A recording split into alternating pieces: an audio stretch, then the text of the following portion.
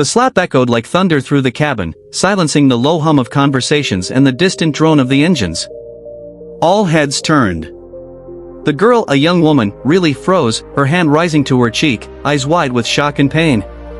The flight attendant stood in front of her, her face stiff with a mixture of disdain and disbelief that she'd just done what she did. Then, a voice calm but thunderous in its authority, spoke from just one row behind. "That's my daughter." The story begins hours earlier, at the bustling JFK airport. Nia Kensington, 24 years old, stylish in designer jeans and a soft cashmere sweater, boarded the plane with the poise of someone used to first-class lounges and private jets. But this time, she was flying commercial, not because she had to, but because she wanted to. Her father, Raymond Kensington, a self-made billionaire and CEO of a global tech conglomerate, was flying with her, discreetly seated just behind her in first class. No entourage. No announcements. Just a father and daughter taking a trip to London together. Raymond believed in humility, in knowing where you came from and remembering the value of ordinary experiences. It was his idea to fly commercial. "Sometimes, you see life more clearly when you're not hidden behind velvet ropes," he'd told Nia. She rolled her eyes, but agreed. It was a lesson she'd grown up hearing and living. Nia had always carried herself with grace. Her mother, a former civil rights attorney, had instilled in her the importance of dignity, no matter the situation. She was intelligent, kind, and not one to start trouble. So when the incident happened mid-flight, it was more than shocking, it was incomprehensible. It started with a simple request. The flight attendant, an older woman named Sandra, seemed frazzled from the start. She'd barely smiled, and her tone had an edge when she spoke to Nia.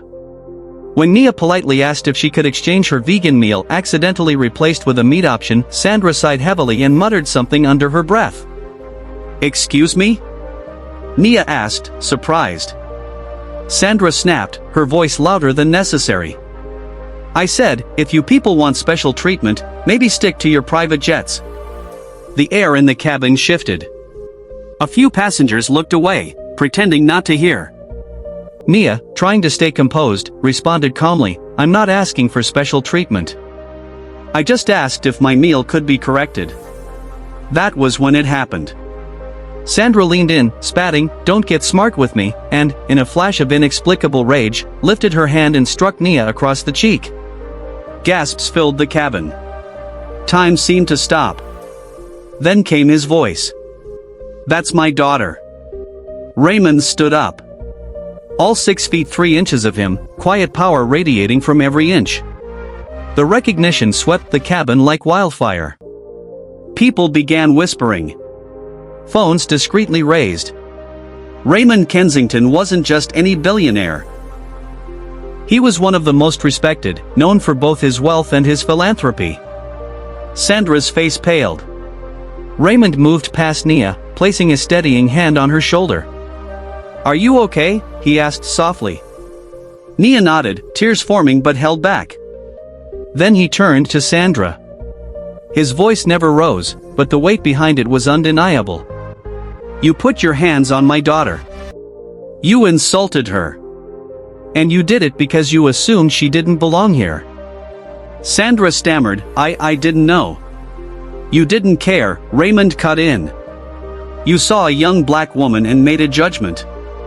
My name, my bank account, my legacy, none of that matters right now. What matters is that you thought you could get away with humiliating someone you thought was powerless." The captain was called. Airline supervisors met the plane as it landed in Heathrow. Sandra was removed from duty immediately. But that wasn't the end of the story. Raymond didn't file a lawsuit. He didn't call a press conference. Instead, he requested a meeting with the airline's CEO. Behind closed doors, he told them this was about more than a single incident. It was about training, culture, accountability. He offered to partner with them to implement a new diversity and sensitivity training program, not as a business deal, but as a way to ensure no one else endured what his daughter had. Nia, meanwhile, turned her pain into purpose. She shared her story not through tabloids, but through an op-ed that went viral. She spoke about the quiet humiliations people of color face every day, even when they carry last names that could buy kingdoms. She reminded the world that dignity shouldn't have to be earned by money, fame, or connections.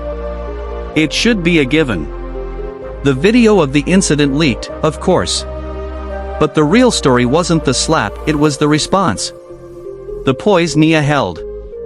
The restraint her father showed. The actions they took afterward.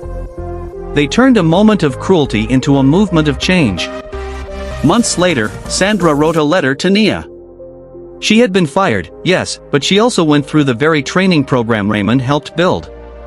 In her letter, she admitted that for most of her life, she carried quiet biases, never questioning them. But now, through education and reflection, she was learning. She was sorry. Nia wrote back. Not with anger, but with grace. We all have things to unlearn, she said. What matters is that we try. By the end of the year, the airline rolled out new training for all staff, mandatory across the globe. Other companies followed suit, citing the Kensington Initiative as their inspiration. And somewhere in a London cafe, Nia and her father sat together, sipping coffee, the wind brushing past as people walked by, most never knowing the story of the billionaire who flew coach, or the daughter who turned a slap into a symbol of strength. Because sometimes, the strongest blows aren't the ones that knock us down, but the ones that wake us up. Message: dignity doesn't come from wealth, but from how we carry ourselves in the face of injustice. The real power lies not in striking back, but in rising, stronger, and choosing to lead with purpose.